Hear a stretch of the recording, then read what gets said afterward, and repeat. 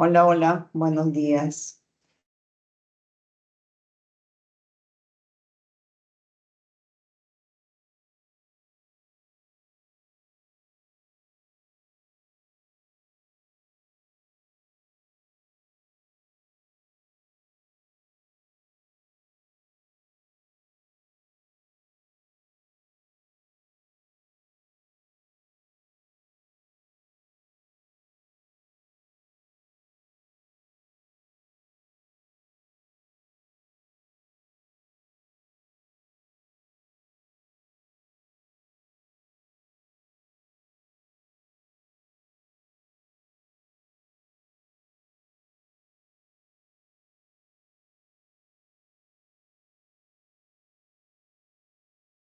Bien, vamos a iniciar con geografía, el curso de geografía de la semana.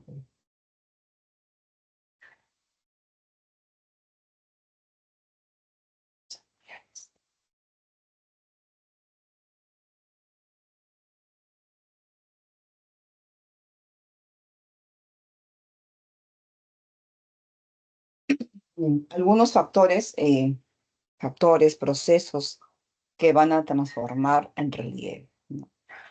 Tenemos muchos factores en el cual tenemos ya conocimiento, como se hizo en la clase pasada, que van a ir formando, algunos van a dar origen, ¿no?, a algunos relieves y otros van a ir transformando estos relieves, ya sea por fuerzas geológicas internas o fuerzas geológicas externas, ¿no? Además, también vemos que los desastres de origen sísmico y su impacto socioeconómico, cómo esta va a impactar en la parte social, económica, ¿no?, ambiental de un área geográfica.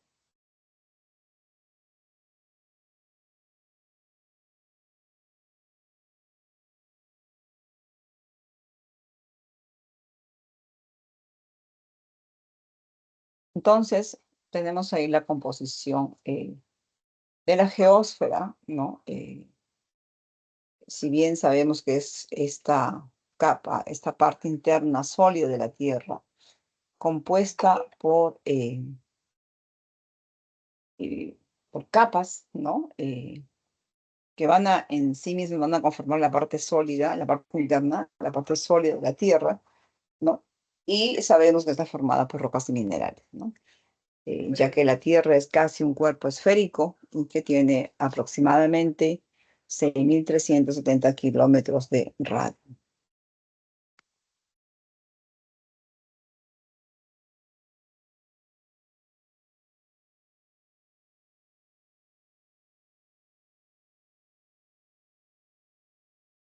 Bien, ahí tenemos las capas, ¿no? En el gráfico se puede visualizar las capas que conforman en sí la composición de la geósfera.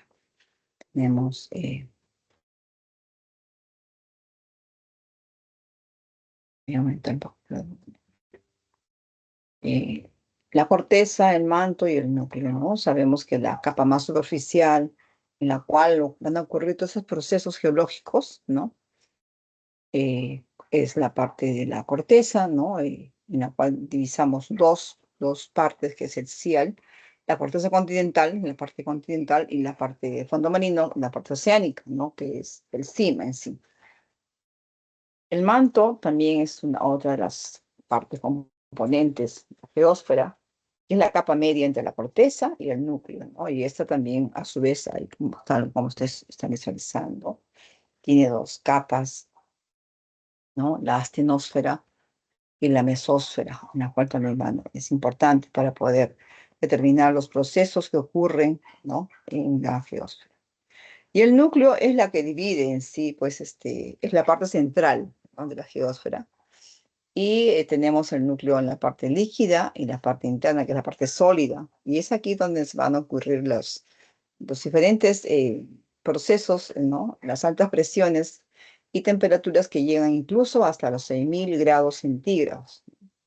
Y esto está conformado por hierro y por níquel,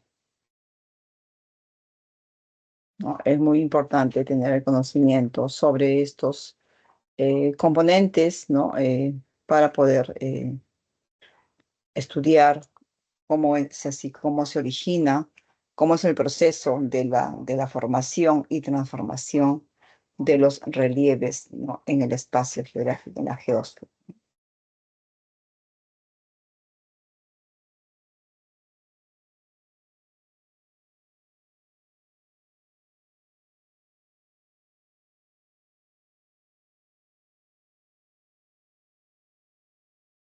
Bien. Como sabemos, la superficie pues presenta diferentes formas ¿no?, de relieve, diferentes geoformas. Estas van cambiando continuamente eh, debido a la acción de muchos procesos, factores, pero principalmente, ¿no?, bajo la acción de dos fuerzas opuestas. Las fuerzas internas, ¿no?, internas o endógenas, como se llama en geodinámica, que construyen y transforman de forma continua el relieve. Y las fuerzas externas o exógenas que destruyen los relieves anteriormente creados. Si se dan cuenta, esto es un proceso de crecimiento, de forma de origen, nacimiento y transformación, ¿no? Entonces, son procesos que se dan en un tiempo y en un espacio determinado. A estos procesos geológicos que afectan a la Tierra y determinan su constante transformación son estudiados por la geodinámica, ¿no? Tanto la geodinámica interna como la geodinámica externa.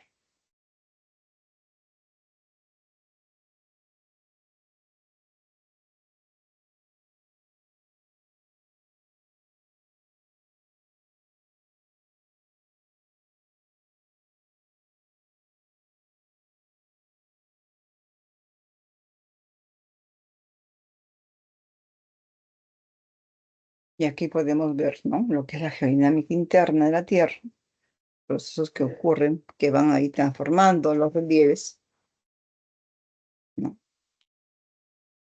Movimientos, tenemos dos grandes procesos, que es el diatrofismo, ¿no?, y el vulcanismo. ¿Esto dónde ocurre? En la parte interna de la Tierra, ¿no? Son movimientos epirogénicos que van en sentido tanto vertical, de ascenso y descenso, y los movimientos orogénicos que van pues de derecha a izquierda, o son movimientos horizontales. Y el vulcanismo, eh,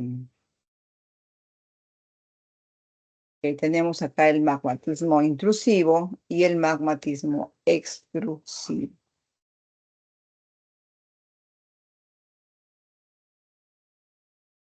Bien, entonces uno de los procesos importantes y principales es el diastrofismo.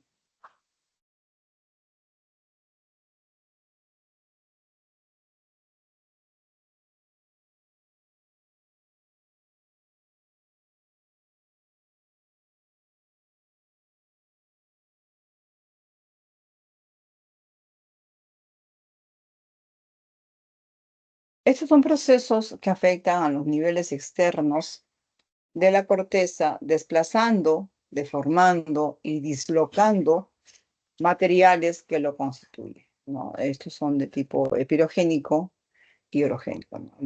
Movimientos epirogénicos, como dije en un inicio, son movimientos verticales de ascenso y descenso de la corteza, ¿no? Y van a afectar, pues, extensas, vastas superficies. Son movimientos lentos y sostenidos, ¿no?, que van a dar lugar, pues, a la formación de continentes, escudos y tablazos. Y esto está fundamentado en una teoría, la teoría de la isostasia.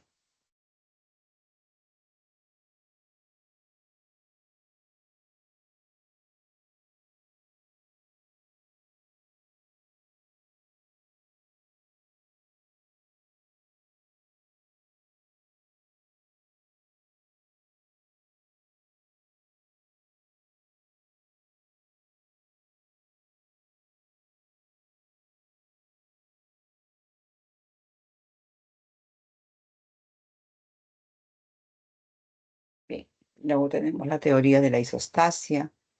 La teoría de la isostasia, como el nombre lo dice, iso es igualdad, equilibrio, ¿no? Esto se da en la superficie debido pues a esta diferencia de densidades, ¿no? Y se fundamenta en el principio de Arquímedes. Ahí podemos visualizar el gráfico en el cual en la parte izquierda, ¿no? En la parte de la cordillera, la corteza es mucho más profunda, ¿no? Está de color celeste. Y en el segundo gráfico, cómo este proceso de erosión va actuando, retirando materiales de las zonas más altas, ¿no? Y de esa forma, pues, activándose la recuperación isostática que elevará, pues, la base de la cordillera. Y luego ocurre el proceso de recuperación, esta se distribuye en forma regional, por lo que no se producen grandes saltos laterales, ¿no? Entonces, es todo ese proceso de cómo esta condición de equilibrio, ¿no? Que presenta la superficie, ¿no? Se fundamenta en este principio justamente porque, ¿no? Por el proceso de erosión, ¿no? La cordillera, pues, es la que va, poco a poco se va a ir activando con esos procesos, ¿no? Y va, por la teoría de la isostasia, ¿no? Se va recuperando ese desnivel y va a hacer que se eleve, pues, la base de la cordillera, ¿no? Y de esa forma, pues, recuperándose, ¿no? Se va a distribuir en forma, pues, regional, por lo que no hay grandes saltos laterales, ¿no?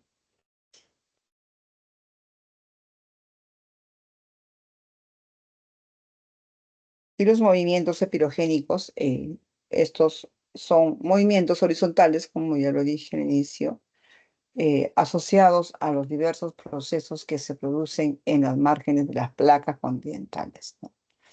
Y estos van a dar lugar a modelados, a diferentes tipos de modelados, como plegamientos, fallas, fosas marinas, entre otros más, ¿no? Y se fundamenta en la teoría de la tectónica de placas. Aquí los materiales sufren grandes cambios, ¿no? En la cual vamos a ver diferentes deformaciones y también desplazamientos, ¿no? Aquí se activan pues las corrientes de convección que consisten en corrientes que son pues en movimientos básicamente, ¿no? En forma ascendente y descendente, ¿no? De material en el manto fluido en la parte que está en la astenosfera, ¿no? Entonces son movimientos, como dije inicialmente, horizontales. Otro proceso de geodinámica, la teoría de la deriva continental. Esta está pues sustentada por Alfred Wegener en el año 1915, en la cual pues él que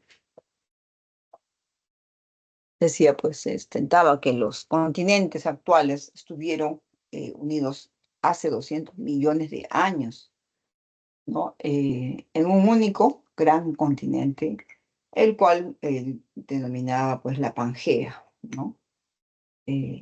La Pangea se fragmentó, ¿no? Se fragmentó en dos masas continentales, ¿no? La cual llamó Gondwana en la parte norte, la parte sur, y la Eurasia en la parte norte, ¿no? Entonces,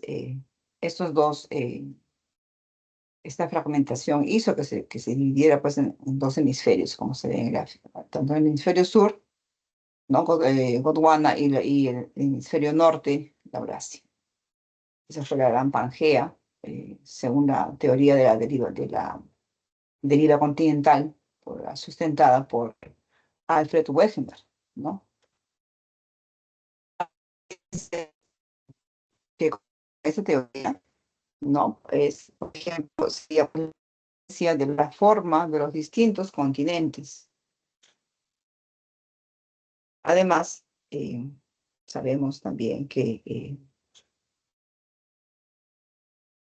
la presencia de fósiles marinos fósiles similares en las costas de los continentes, muchas formaciones rocosas y montañosas que poseen la misma edad y el mismo tipo de rocas, ¿no? Son algunas evidencias que confirman la teoría de la deriva continental sustentada por Alfred Wegener.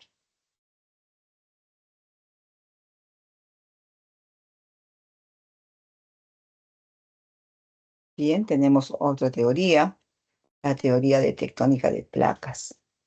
Esta teoría, pues, también afirma que la corteza terrestre está formada por un enorme mosaico de placas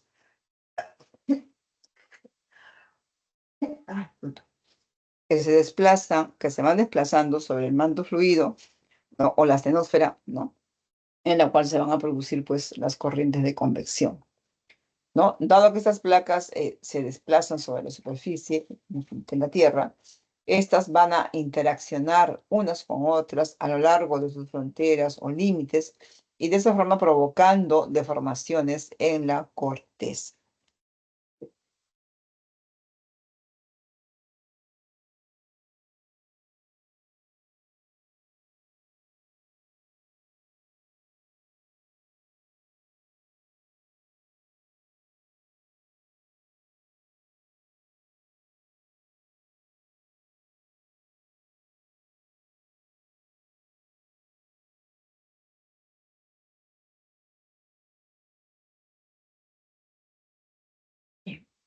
Algunos tipos de límites de placas tectónicas.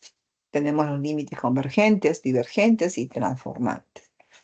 Como bien dice el nombre, convergente, ¿no? Acá se produce la subducción y la abducción, ¿no? Que va a dar origen con las cordilleras, las fosas marinas, fallas, movimientos sísmicos y alguna actividad volcánica.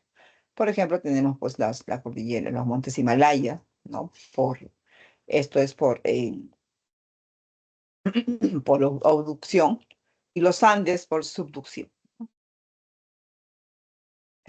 Luego tenemos algunas zonas de separación de placas en las cuales el límite divergente va a hacer que se separen estas placas, generando una nueva litosfera oceánica, ¿no? Y esto va a dar origen, pues, a dorsales, a valles de Rift y movimientos sísmicos también, ¿no? Las famosas dorsales oceánicas. Y otro tipos de movimientos de placas. Tenemos los límites transformantes en las cuales vamos a ver que las zonas donde no se crea ni se destruye la litosfera, no. Aquí las placas se deslizan lateralmente una respecto a la otra, dando origen a fallas y movimientos sísmicos. Estos son algunos tipos de placas tectónicas que van a tener influencia en la transformación y modificación de los relieves. Luego está el vulcanismo, cual eh, por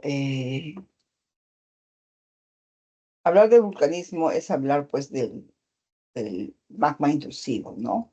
El magma intrusivo y el magma extrusivo, ¿no? Si bien el vulcanismo es un desplazamiento, ¿no? Del magma desde la astenosfera hacia la superficie, ¿no? ¿A través de dónde? A través de grietas, algunas fisuras, ¿no? Y se origina eh, en zonas de divergencia y convergencia de placas. El magma ya cuando ya sale, ¿no? Hacia la superficie, ya estamos hablando ya de lo que sería la lava.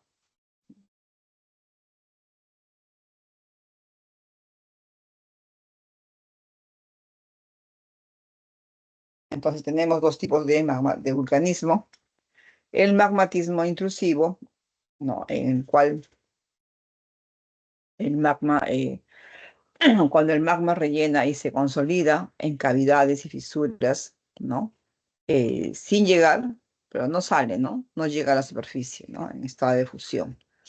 Solamente se va a consolidar como un relleno, va a rellenar esas cavidades y las fisuras, ¿no? en estado de fusión, ¿no? Ahí estamos hablando de un magmatismo intrusivo, ¿no? En cambio, cuando ya el magma es expulsado por las corrientes convectivas, ¿no? Ahí asciende y llega a la superficie por erupción volcánica, ahí estamos hablando de un magmatismo extrusivo.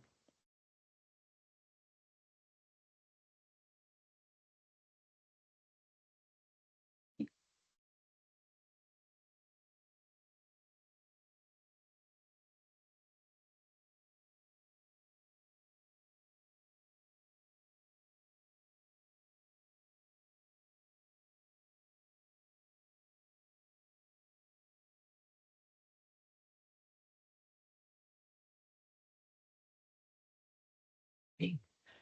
Otro proceso en el cual que es un movimientos progresivos, paulatinos, son los sismos o los famosos seísmos, ¿no?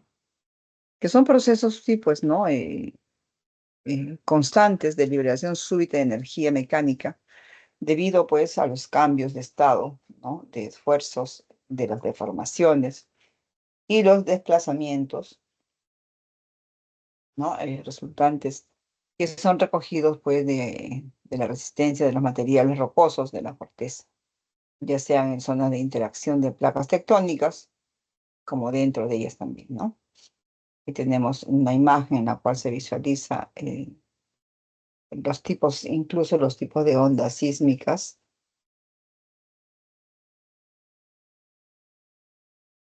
¿no? Tenemos las ondas superficiales, primarias, secundarias, superficiales, ¿no? Las primarias en formas ¿no?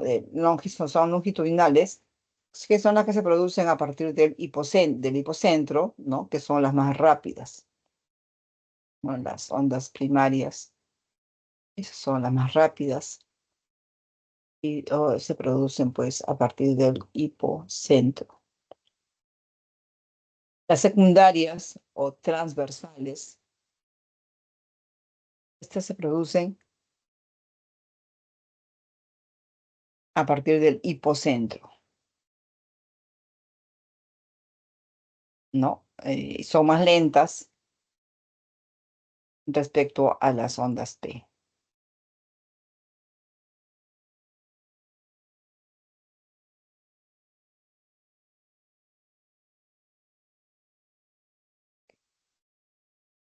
Bien, vamos a ver acá.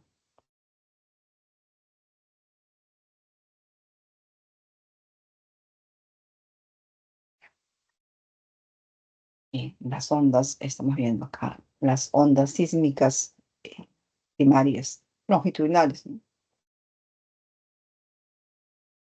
Las ondas sísmicas secundarias o transversales. Luego tenemos las ondas superficiales que se propagan a partir del epicentro, ¿no? En la cual tenemos las ondas Rayleigh, ¿no?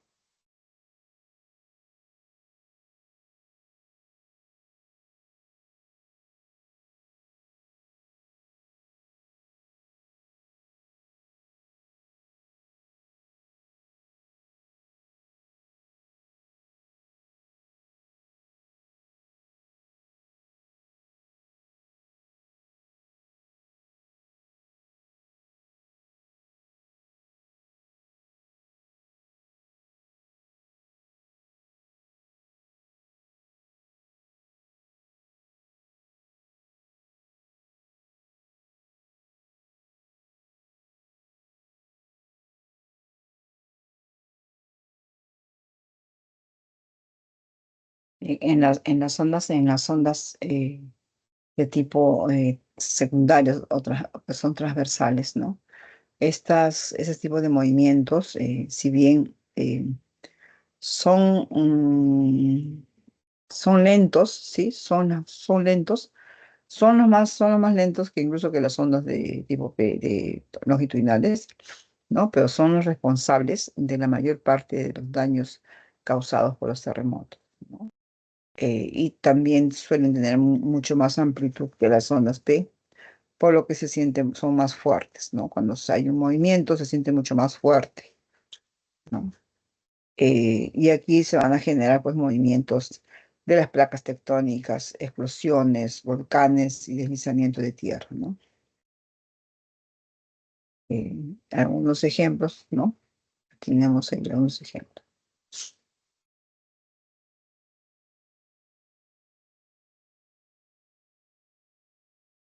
Ya ahí vemos las escalas, la tabla de escalas sísmicas, ¿no? Escala sísmica y algunas características, ¿no? Tenemos la escala de la magnitud local, ¿no? Originalmente corresponde a la escala de Richter, ¿no? Y mide la energía liberada en el foco. Esta es una escala logarítmica, lo que hace que los niveles asignados no tengan un comportamiento lineal. En la actualidad permite medir sismos hasta de 6,5 grados.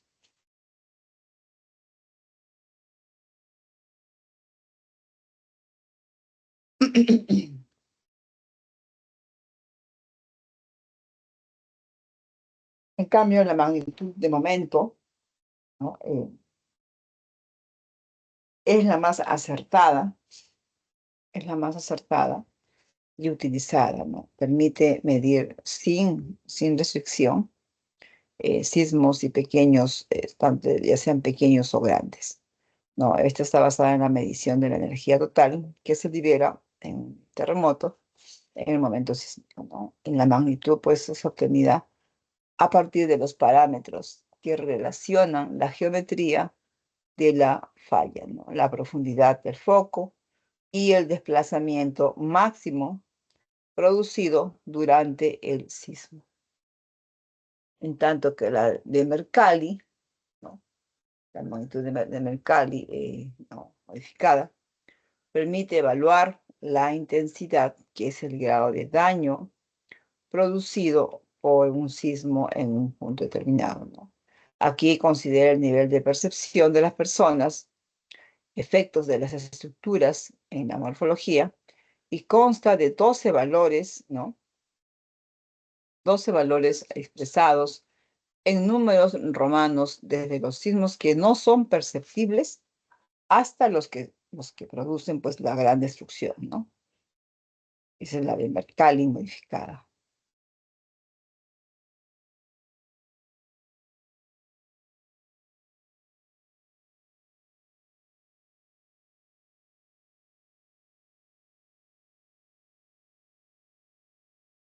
Otro proceso en el cual, o fenómeno natural en el cual también va a haber modificación y transformación del relieve son los tsunamis.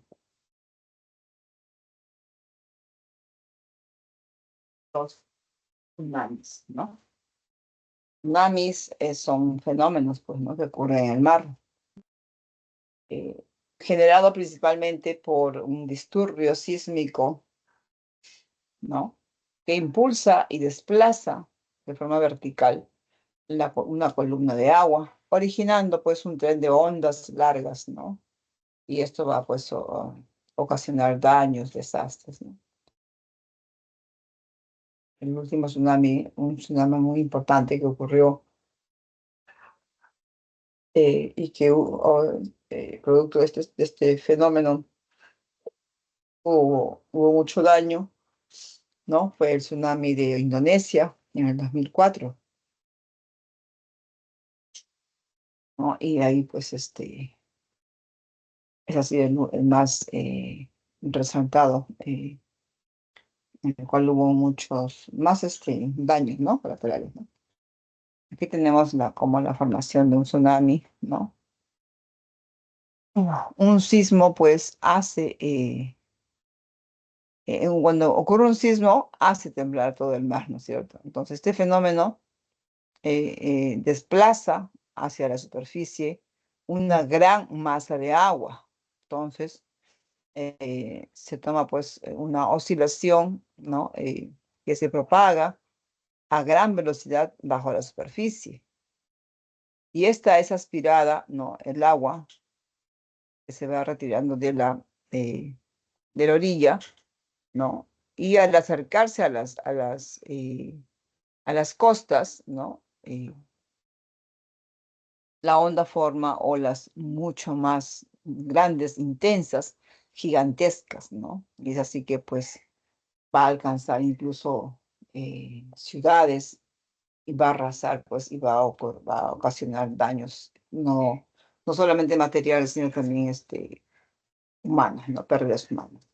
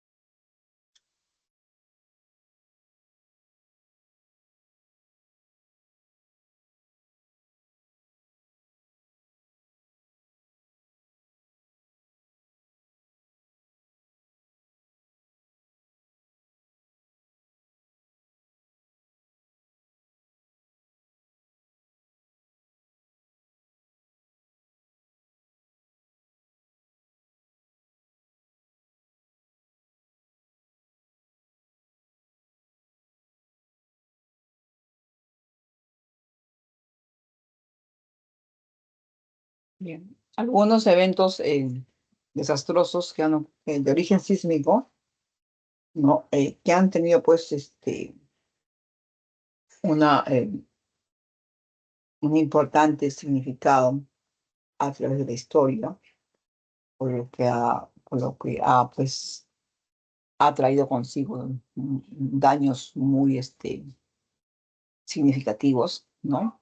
Como por ejemplo el sismo de Ancash en el año 70, el cual tuvo 30 kilómetros de profundidad, ¿no? El epicentro fue a 50 kilómetros al oeste de Chimbote, a una magnitud de 7,5 en la escala de Richter, con una intensidad de 7 y 8 escala de Mercalli.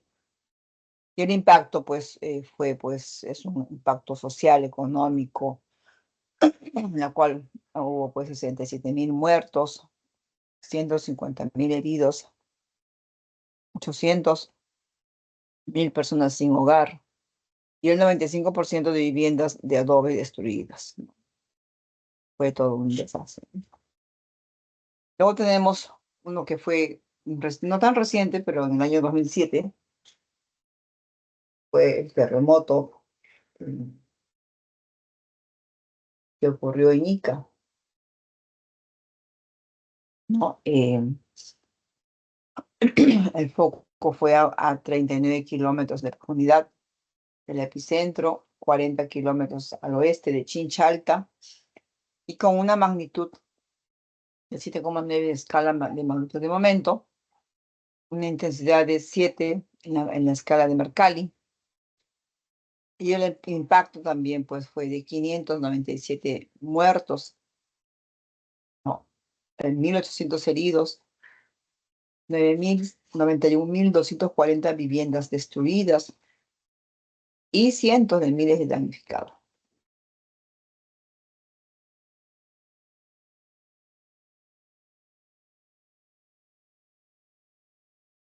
Ese fue el terremoto de Pisco, ¿no? En Ica.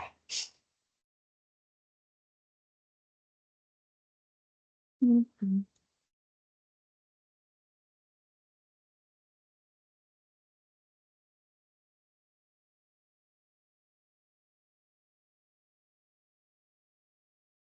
Bien, vamos a entrar a la parte de ejercicio.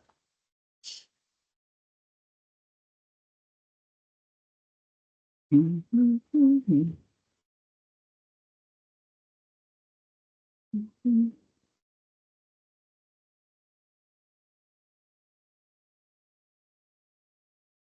Bien.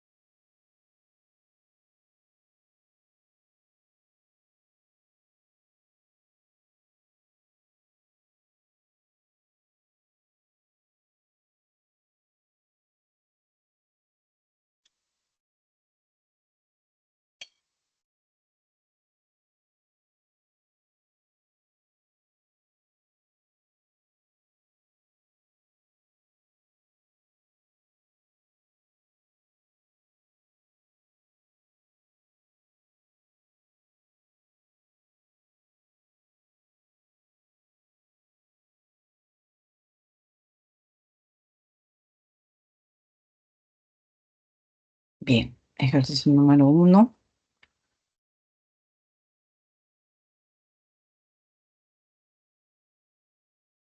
La cordillera de las Cascadas se extiende, ¿no? Frente a la costa del Pacífico de América del Norte, desde el sur de Canadá hasta el norte de California. ¿Ya? Em, Esta cadena montañosa es el resultado de la subducción, ¿no? De la placa, ¿no? Juan de Fuca, debajo del borde oeste de la placa norteamericana. Ahora, según la información proporcionada, identifique los enunciados correctos, ¿ya? Y nos dan 4 enunciados, ¿ok?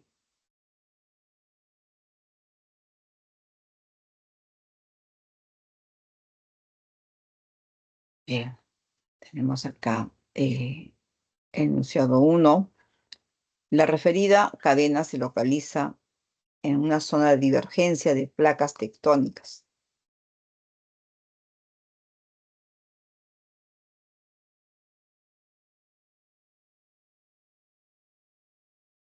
¿no? 2, los movimientos epirogénicos son los responsables del origen del eje orográfico.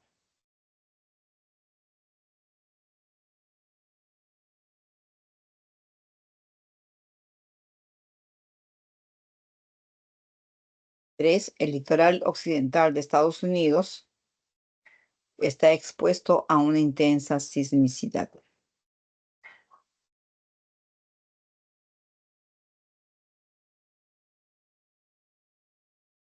Y 4, Juan de Fuca es una placa oceánica que se subduce, ¿no?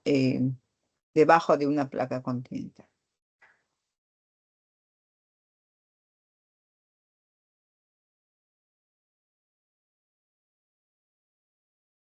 Entonces tenemos acá en la primera, en la cual nos dan enunciado que la referida cadena, esa menciona de las cascadas, se localiza en una zona de divergencia de placas tectónicas. Es falso, no es incorrecta, ¿no? Porque la cordillera de las cascadas se ubica en una zona de convergencia, no de divergencia, de convergencia de placas, ¿no? Juan de Fuca y norteamericana, ¿ya? La una es incorrecta.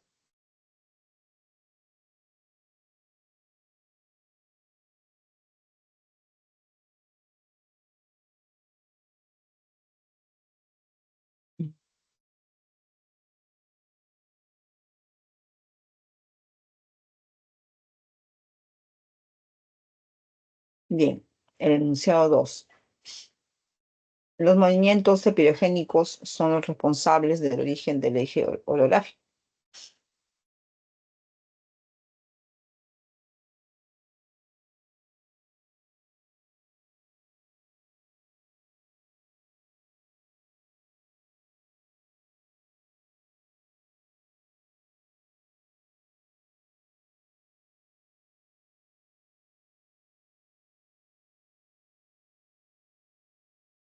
Este enunciado también es incorrecto, ya que esta cadena se formó por procesos asociados a movimientos orogénicos.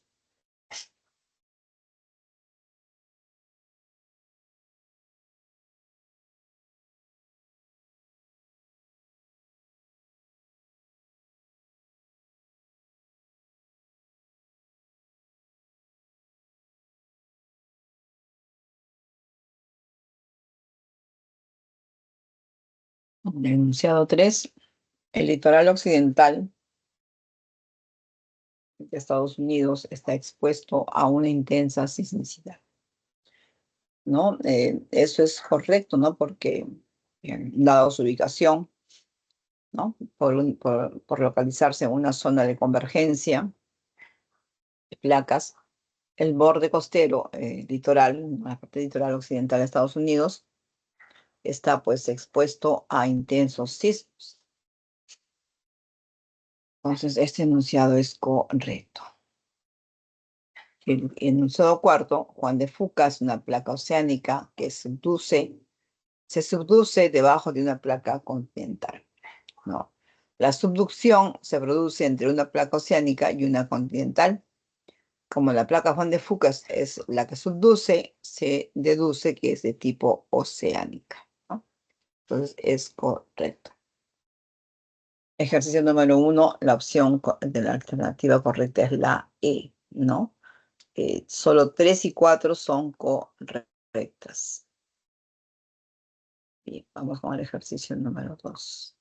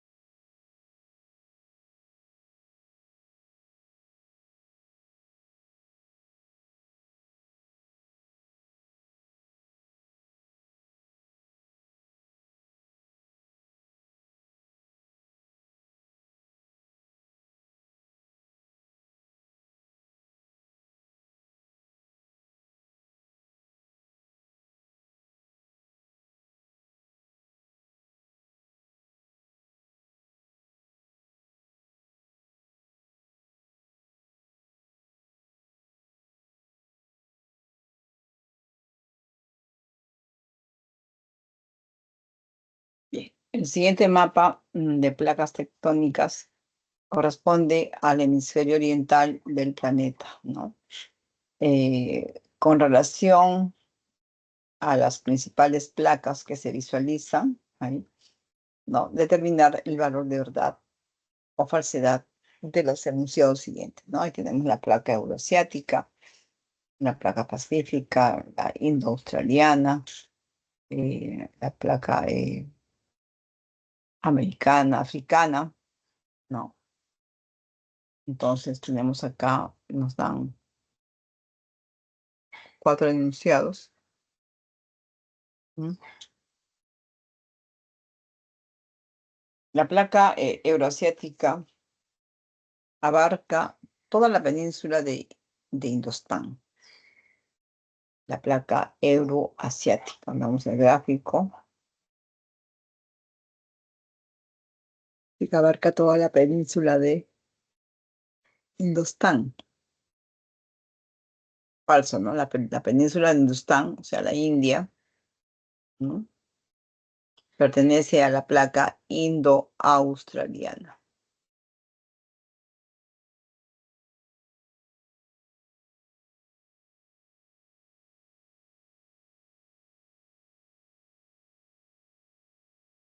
Falso, ¿no?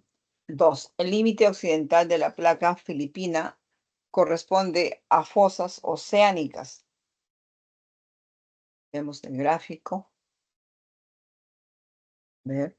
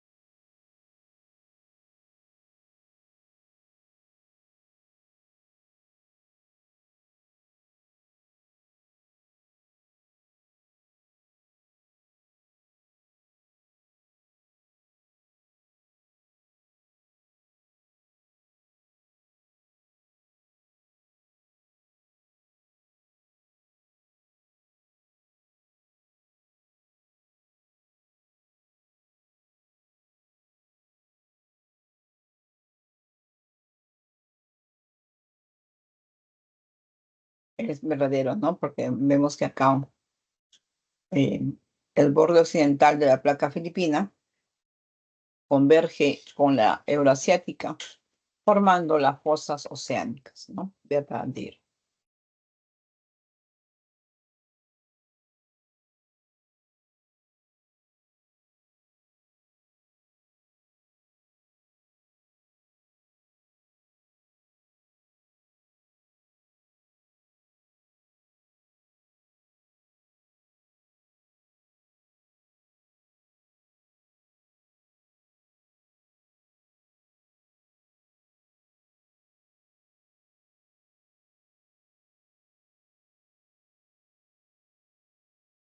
Bien, la placa antártica es una de las más estables sísmicamente. Esto es verdadero, ¿no? Porque al tener bordes divergentes con las placas que lo rodean, la placa antártica presenta una menor actividad sísmica que la mayoría, ¿no? Entonces el enunciado 3 es verdadero.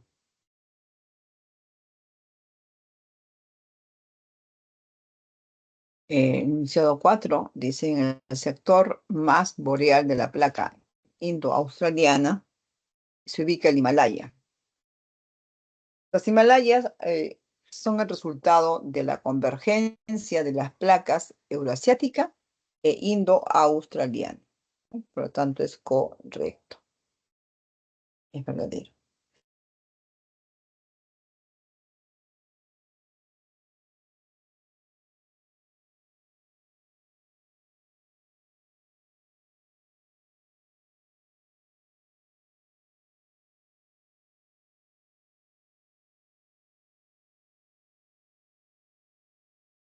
Tenemos falso, verdadero, verdadero, verdadero. La respuesta del ejercicio 2 es la C. Ejercicio 2, la respuesta es la C.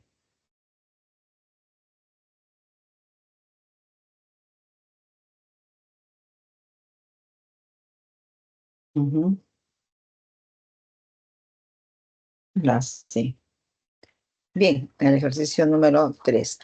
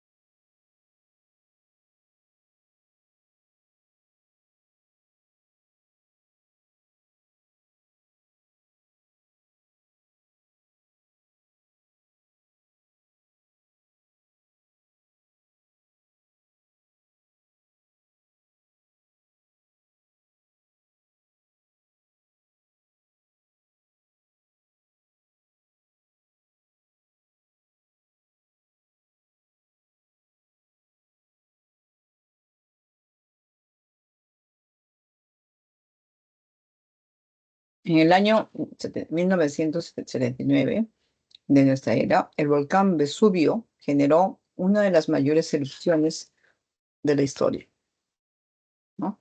Sepultando las ciudades romanas de Pompeya y Herculano, bajo una gruesa capa de cenizas y pequeñas piedras, ¿no? Estas últimas, técnicamente denominadas lapilli, ¿no? Pueden medir entre 2 a 64 milímetros. Ahora, tomando en cuenta lo mencionado, es correcto afirmar estos fragmentos piroclásticos A corresponden a cuerpos ígneos de tipo intrusivo. ¿Será verdadero o falso? Recordemos que la pilla es un material resultante del vulcanismo o magmatismo extrusivo, ¿ya? Es falso, ¿no? B, son la principal manifestación de equilibrio estático. También es falso, ¿no? Pronunciado. C, tiene menor dimensión que las cenizas volcánicas. Eso es falso. ¿No? Sabemos que a partir de la información que nos dan, se refiere, pues, infiere que la pilla es un material resultante del vulcanismo o magmatismo extrusivo, puesto que en este proceso se da cuando el magma es expulsado o las corrientes convectivas, ¿no? Asciende y llega a la superficie por erupción volcánica, formando así mantos de lavas, bombas piroclásticas, cenizas, géiseres, fuentes termales y como el ejemplo expuesto, ¿no? La Pili, ¿no? Entonces acá tenemos que la respuesta aquí en el ejercicio eh, son el resultado pues de la actividad ígnea extrusiva, ¿ya? La opción D es la correcta. ¿no? Ejercicio 3 es opción D.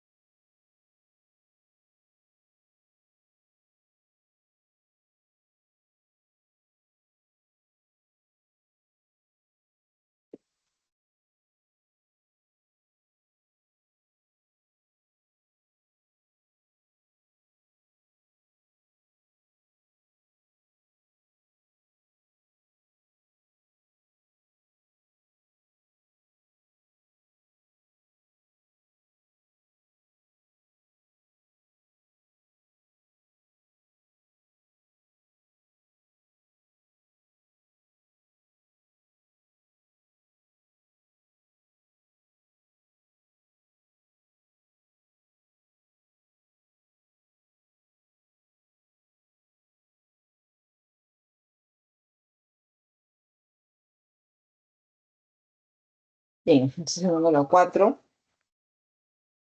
Dicen vamos a ver el ejercicio 4 que dice. ¿Ah?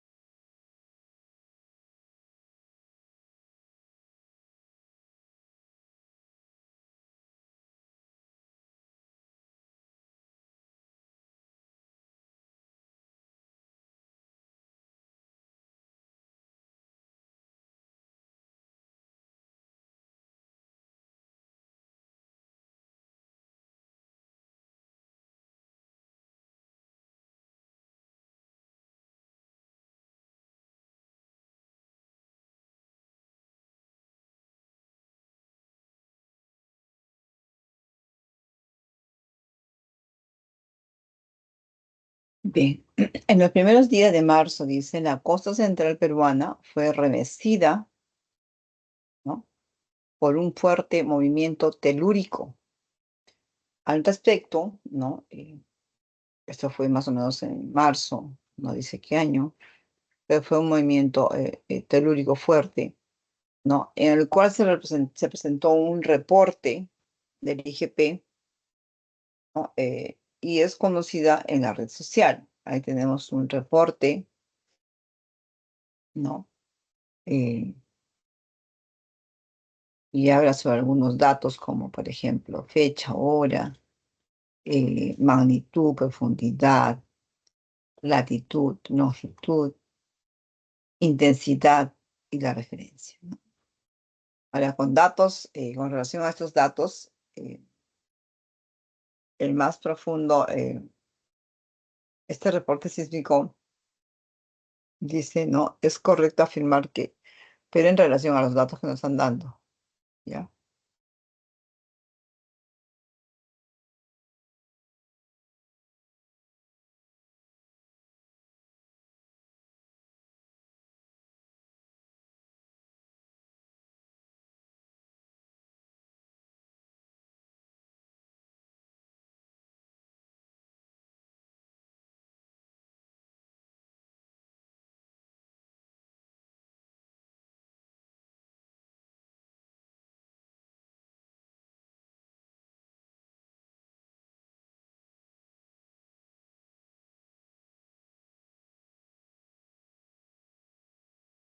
Mm.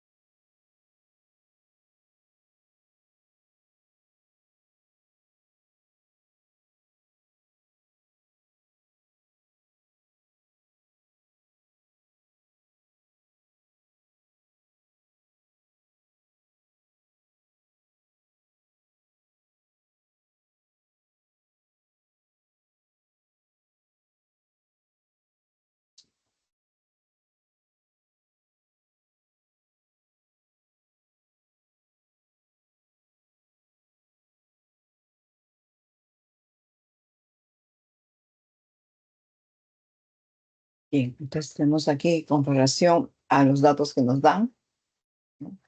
Algunos enunciados y poder determinar cuáles son las correctas, ¿no? Entonces, enunciado 1 dice, con relación a los datos del reporte sísmico, es correcto afirmar que el hipocentro es más profundo que la discontinuidad de Mojoro-Bisic, ¿no?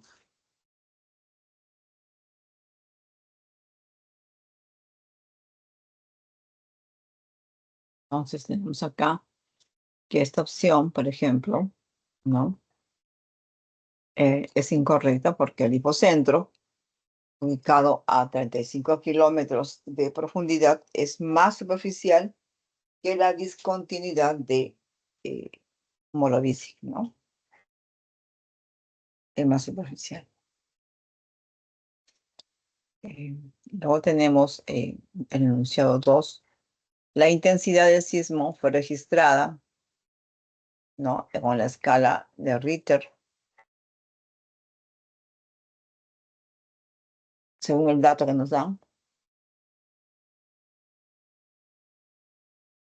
Este reporte es falso porque la intensidad del sismo fue registrada en la escala modificada de Mercalli, ¿ya?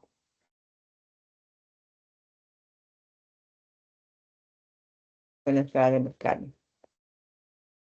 3, el epífoco, ese epífoco o epicentro, ¿ya? El epífoco se localizó en la superficie oceánica del territorio nacional, ¿no? Sí es correcto porque el epicentro se localizó al oeste del litoral de Chilca, es decir, en la superficie oceánica del territorio nacional, ¿no? Y la cuarta, se usó la escala de magnitud de momento para medir la energía del sismo. Esto es falso, ¿no? Porque se usó la escala de Richter para medir la energía del sismo, ya que no superó los 6,9 grados de magnitud, ¿ya? Entonces, la opción correcta es solo la 3 es correcta, la E.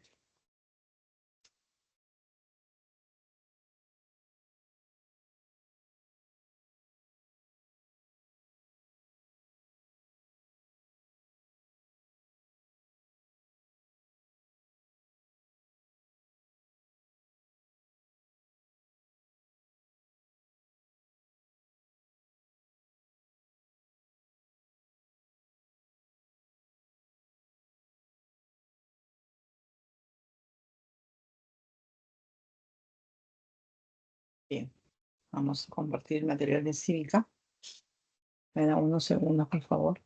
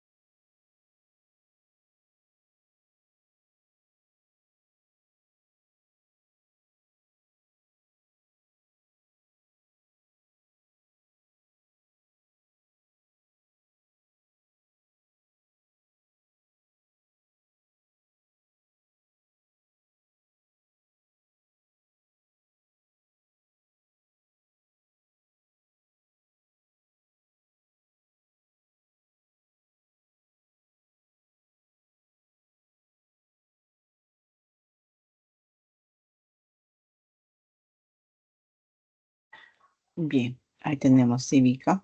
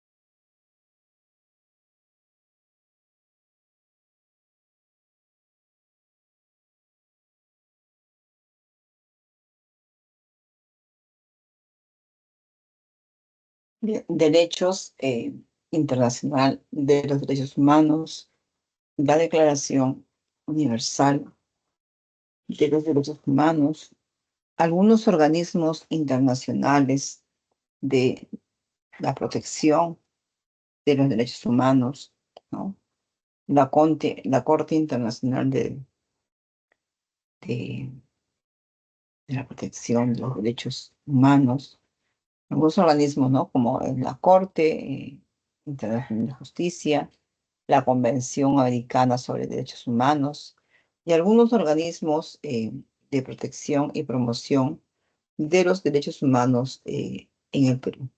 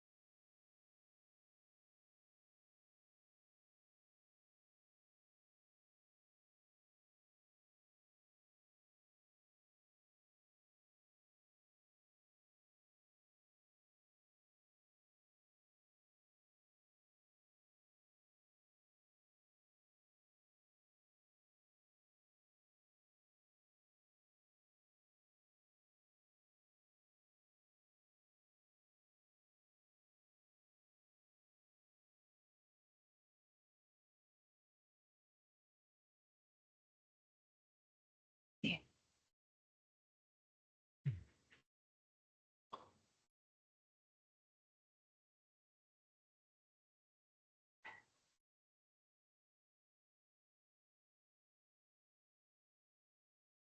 bien.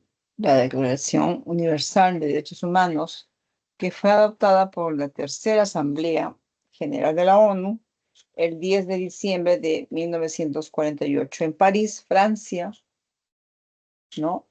La cual pues consta de 30 artículos donde se establecen los derechos, ¿no? Se trata pues de uno de los mayores instrumentos a favor de los derechos humanos en el mundo que surgió pues a raíz de los trágicos acontecimientos de la Segunda Guerra Mundial.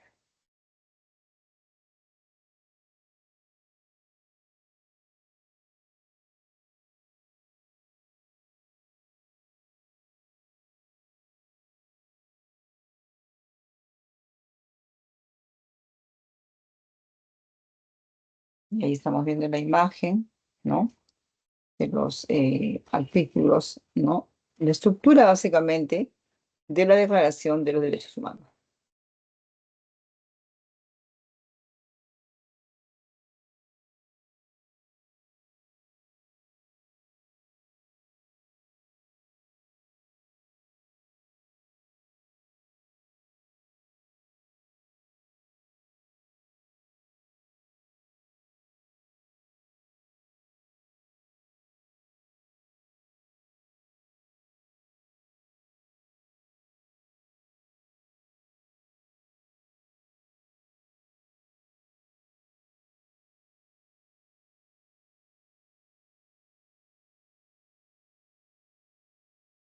¿Mm?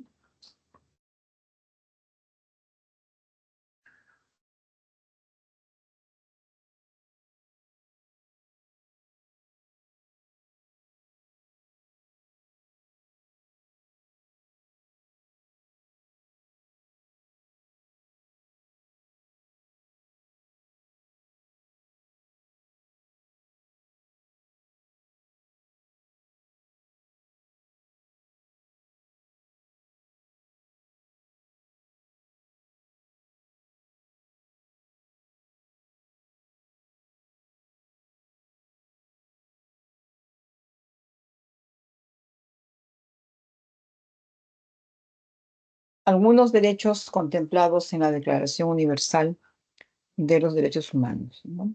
Eh, Tenemos derechos civiles, políticos, em, económicos, sociales, culturales. Por ejemplo, ante los derechos civiles y políticos tenemos derecho a la participación política.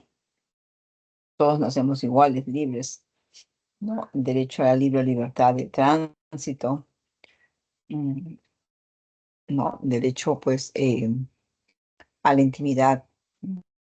Entre los derechos económicos, sociales y culturales tenemos al trabajo, a la educación, a la seguridad social, ¿no? Entre otros más, ¿no?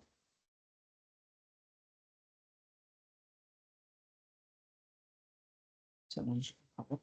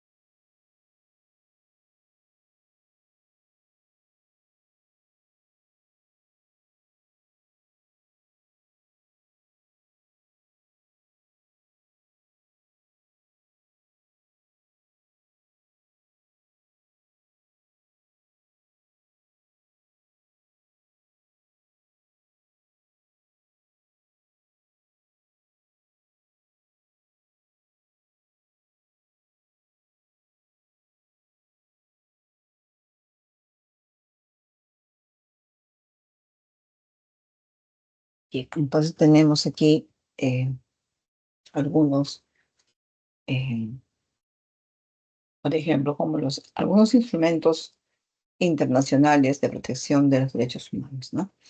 Tenemos la Carta Internacional de Derechos Humanos, la declaración que consta de la Declaración Universal de los Derechos Humanos, ¿no? Y los pactos internacionales.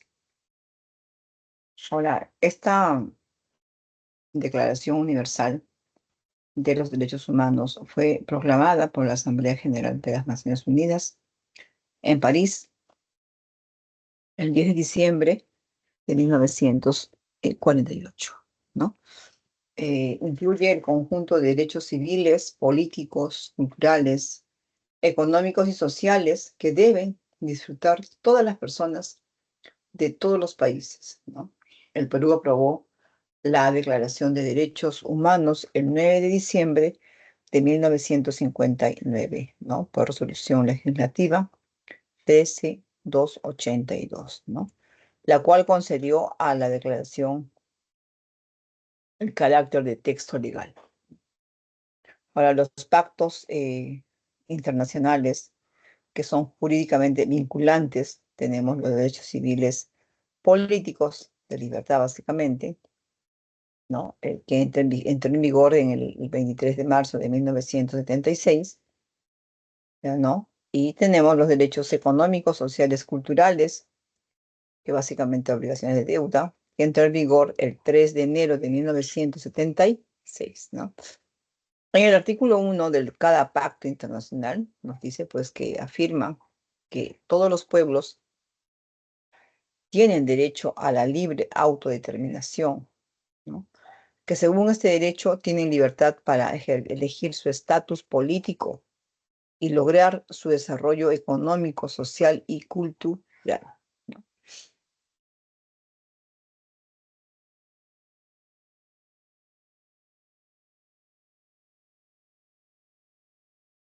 Algunos organismos internacionales de protección de los derechos humanos, tenemos la Corte Internacional de Justicia, que este es el órgano pues judicial principal de las Naciones Unidas. Tenemos el órgano jurisdiccional, judicial, ¿no? Su objetivo principal es lograr el arreglo de las controversias o situaciones internacionales susceptibles de conducir al quebrantamiento de la paz. Y esta pues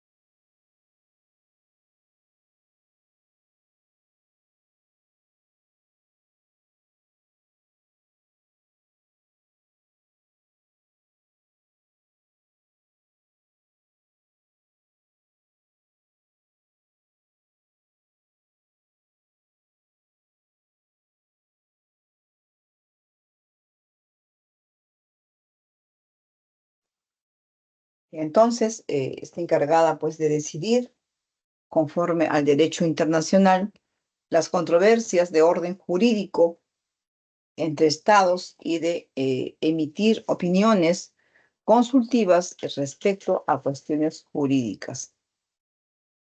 Sus 15 magistrados, ¿no? Son elegidos por la Asamblea General y el Consejo de Seguridad, ¿no? Y cumplen mandatos de 9 años, ¿ya? 9 años. Ahí tenemos el gráfico del Palacio de la Paz, ciudad de La Haya, los Países Bajos. Otro órgano, vamos a ver acá, la convención, ¿no? La convención, pues, eh, americana sobre los derechos humanos, el Pacto de San José, más conocido. Esta fue suscrita en 1969 y entró en vigencia en el año 1978.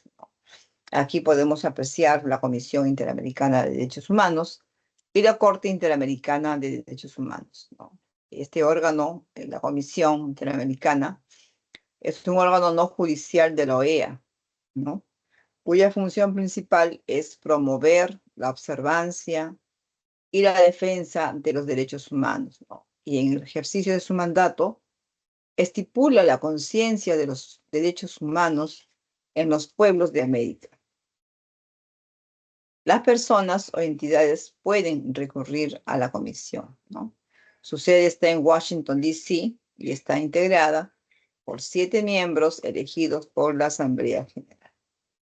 En tanto que la Corte Interamericana de Derechos Humanos es un órgano jurisdiccional autónomo de la OEA, ¿no? cuya función principal es examinar y emitir sentencias sobre casos de violación de derechos humanos, ¿no? Y solo los estados parte, ¿no? Y la comisión tienen derecho a someter un caso a la decisión de la Corte. El fallo de la Corte definitivo es inapelable y es definitivo. Su sede está en San José de Costa Rica y está compuesta por 7 jueces y su mandato es de 6 años. Su mandato es de 6 años. Bien, tenemos la Carta Democrática Interamericana. Esta fue adoptada por el 11 de septiembre de 2001 en una sesión especial de la OEA, ¿no? Y tiene dos aspectos esenciales, ¿no? Una definición sustantiva de la democracia, mecanismos diseñados para prevenir, ¿no? Y responder en su caso a afectaciones de la democracia, ¿no? Esta está enmarcada en el ámbito político, histórico, sociológico y jurídico, ¿no? En el ámbito político es un compromiso de los gobernantes para con la democracia, teniendo como base la dignidad humana. En lo histórico, recoge los aportes de la Carta de la OEA. En el aspecto sociológico, expresa pues la demanda de los pueblos de América por los derechos a la democracia. Y en el aspecto jurídico es una herramienta de actualización e interpretación de la Carta Fundacional de la OEA.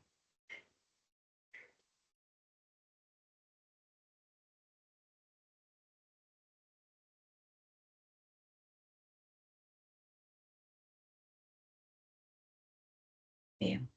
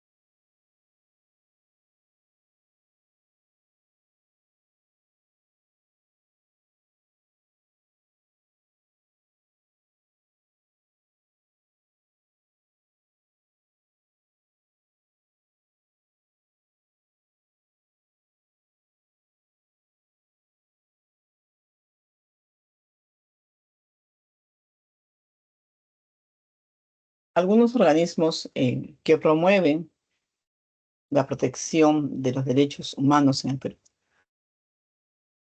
Actualmente son 82 organizaciones las que integran la Coordinadora Nacional de Derechos Humanos.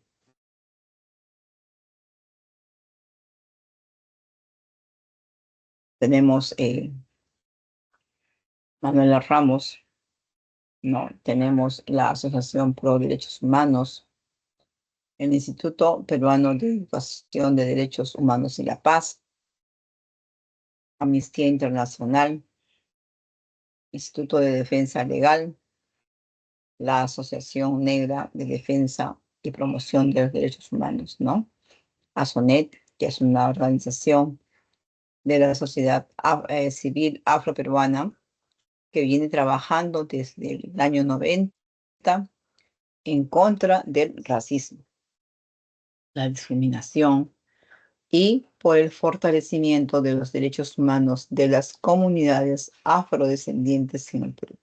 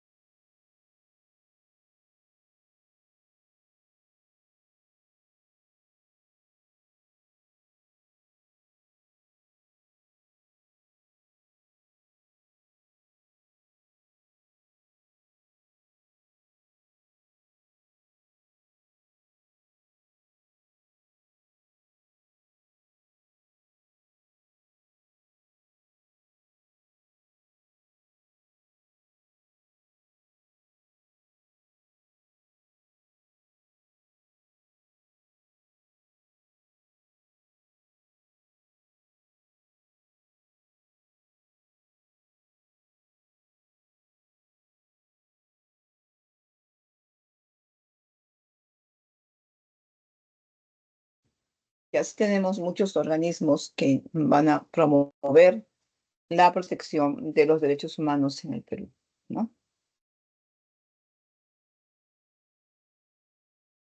Bien, vamos a entrar a ejercicios.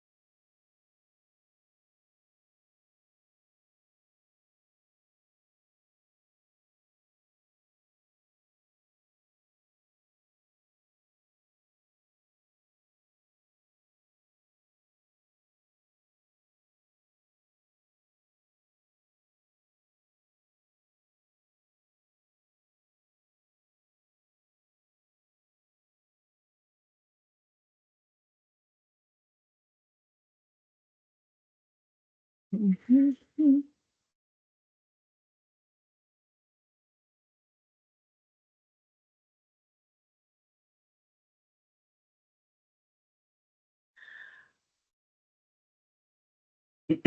Bien, dice, la Declaración Universal de los Derechos Humanos se constituye en el primer documento legal que protege, ¿no? O que protegió los derechos humanos. Es importante porque establece los derechos básicos y libertades fundamentales de todas las personas. Con relación a este instrumento, determina el valor de verdad o falsedad de los siguientes enunciados. 1. Dice, la mayor parte de sus artículos corresponden a derechos de segunda generación. Esto es falso, ¿no? Porque la mayor parte de sus artículos, de tanto del 21 al 30, corresponden a derechos de primera generación. Por tanto, el enunciado 1 es falso. 2. Nuestro país lo aprobó durante el segundo gobierno de Manuel Prado Ugarteche. Eso es verdadero, ¿no? Porque el país pues, lo aprobó en el año 1959, ¿no? Durante el segundo gobierno de Manuel Prado Ugarteche, que fue de 1956 al 1962. El enunciado 2 es verdadero. 3. Este cumplimiento obligatorio por parte de los estados, dado su carácter vinculante. Ujú.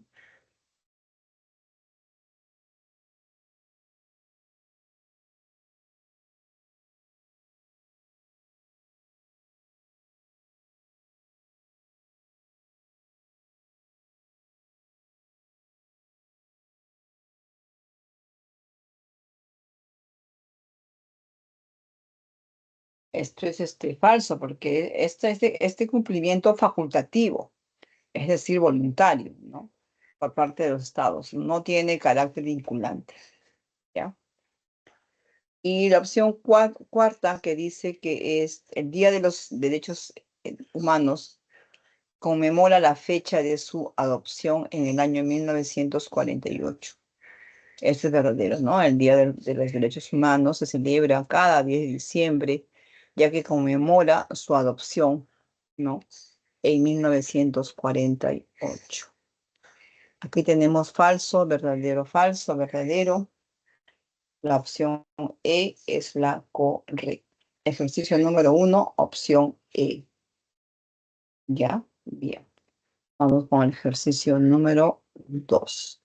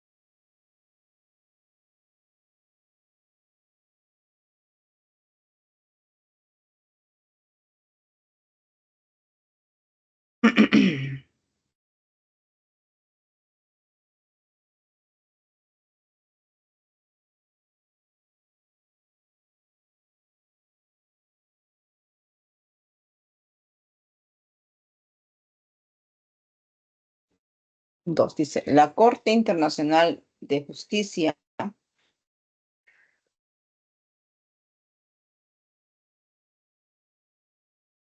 es uno de los 6 órganos principales de la Organización de las Naciones Unidas, ¿no? Sobre este tribunal es correcto afirmar que,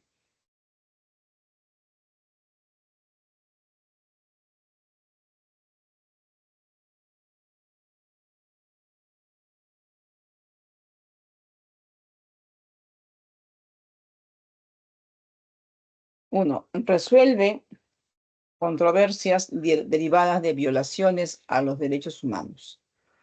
Dos, es el único órgano judicial de la Organización de las Naciones Unidas. Tres, tiene su sede en la ciudad localizada en el Reino de los Países Bajos. Y cuatro, está conformado por 7 magistrados elegidos por el Consejo de Seguridad.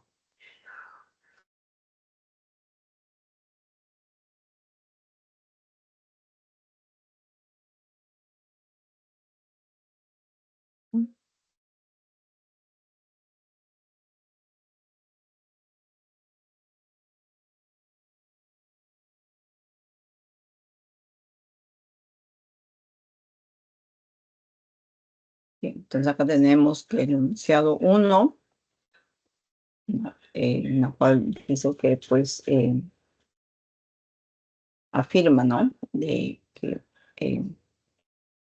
resuelve controversias derivadas de violaciones a los derechos humanos. Es falso porque resuelve controversias jurídicas entre los estados, no, de la ONU, ¿no? Por eso es falso. Dos, dice, es el único órgano judicial de la Organización de las Naciones Unidas. Eso también es falso porque la Corte Internacional de Justicia no es el único órgano judicial de la ONU. También existe el Tribunal Penal Internacional. Por ende, es falso.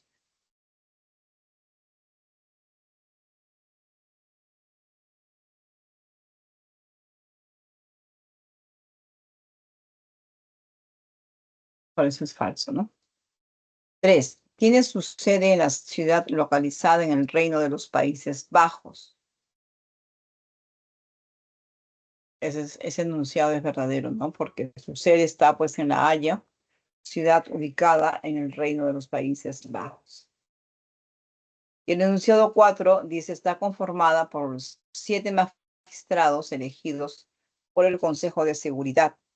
Este enunciado es falso, porque está conformado por 15, no 7, 15 magistrados elegidos por el Consejo de Seguridad y ratificados por la Asamblea General de la ONU.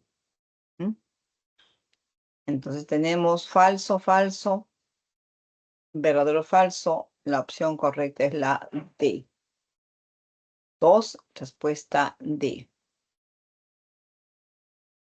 Ujú.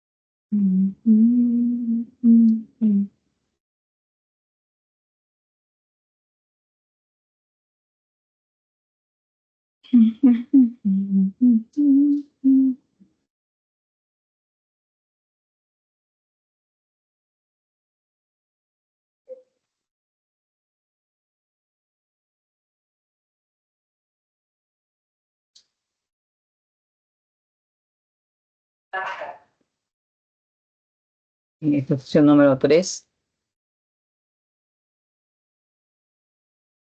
Ejercicio número 3. Ante el incremento de la inseguridad ciudadana en el Perú, durante los últimos años,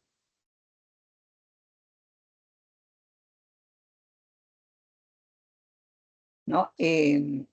Diversos sectores de la población exigen la restauración de la pena de muerte, para lo cual exigen que el Estado denuncie el Pacto de San José para su posterior retiro, ¿no?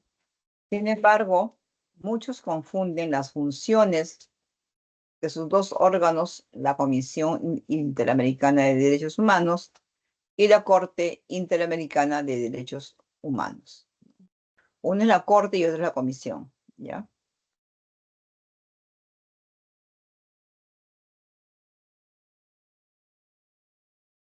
¿No?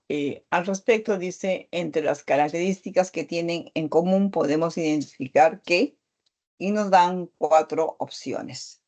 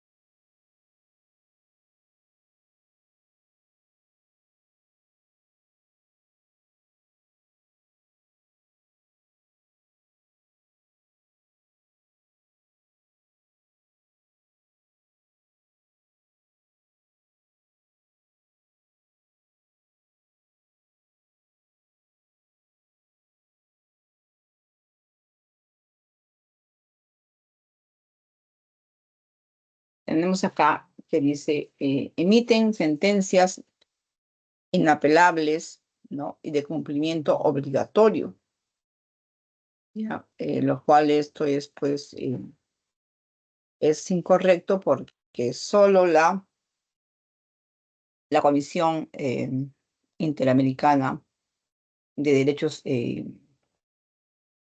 de Derechos Humanos, ¿no? Emite sentencias inapelables y de cumplimiento obligatorio.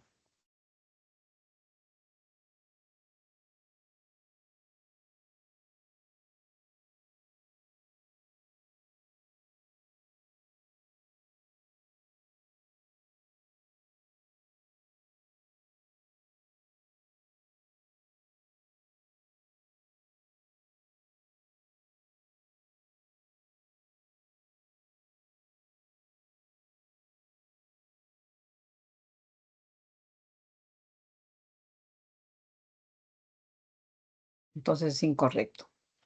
2, dice, forman parte del sistema interamericano de derechos humanos. Esto es correcto, ¿no? Porque sabemos que la Corte Interamericana de Derechos Humanos, la Comisión, perdón, y la Corte, ¿no?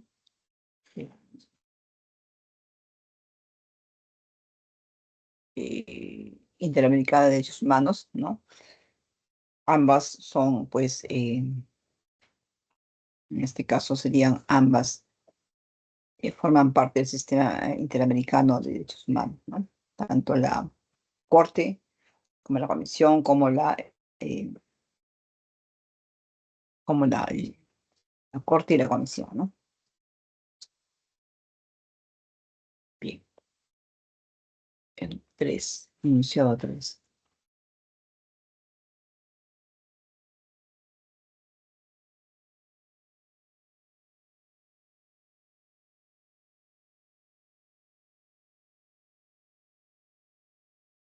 Pueden formular, dice, recomendaciones a los estados parte.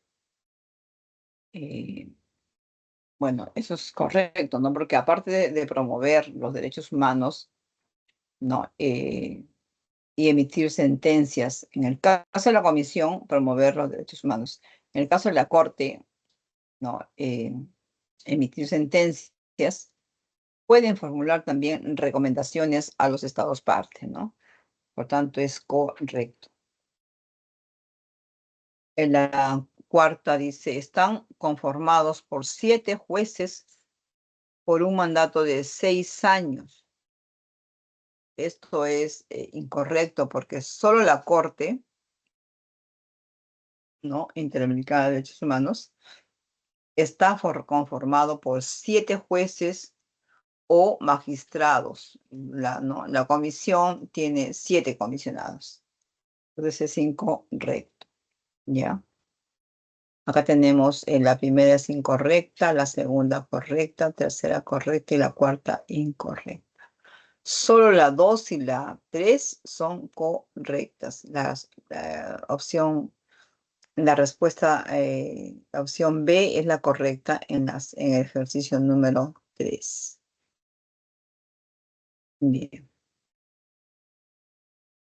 con el ejercicio número 4.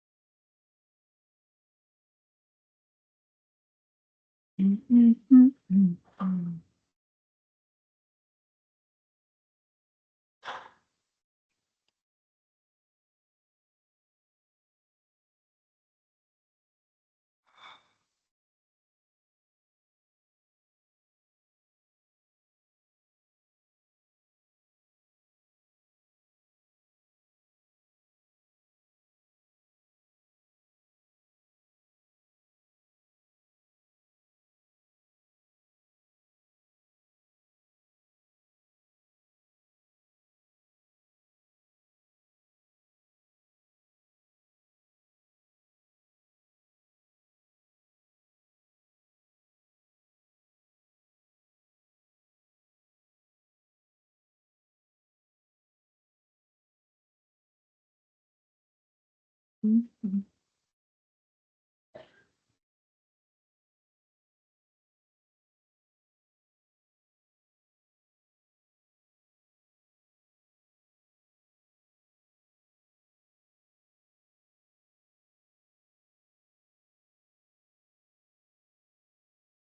ante la crisis democrática y la vulneración de los derechos humanos en Venezuela y Nicaragua, causados por sus respectivos gobiernos, diversos especialistas proponen la aplicación de, ahí nos dan 5 opciones, ya que se constituye en el documento más importante que tiene el objetivo, la promoción y la defensa de la democracia, ¿no? Representativa en el marco de la Organización de los Estados Americanos, OEA.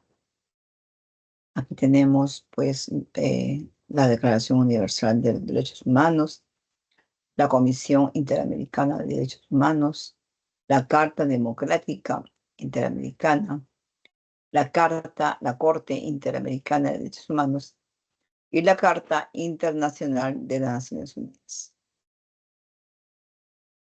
Sabemos que la respuesta, pues, la solución, tenemos que, con el enfoque del enunciado de la pregunta, la Carta Democrática Interamericana, ¿no? Resalta, pues, esa interrelación e interdependencia entre la democracia y las condiciones económicas, sociales de los pueblos, ¿no? Y también vemos que esta tiene, pues, dos aspectos esenciales. Una definición sustantiva de la democracia, ¿no? Y mecanismos diseñados para prevenir y o responder, en su caso, ¿no? A afectaciones a la democracia. En ese sentido, tenemos que la opción correcta aquí es la C, la Carta Democrática Interamericana.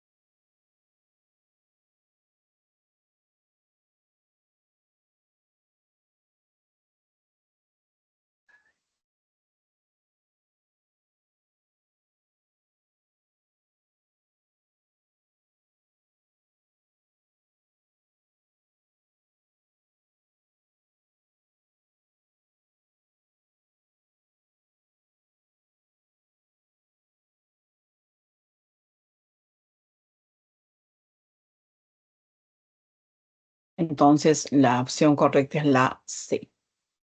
Bien, agradezco la atención y me despido hasta el próximo lunes de 10 a 12.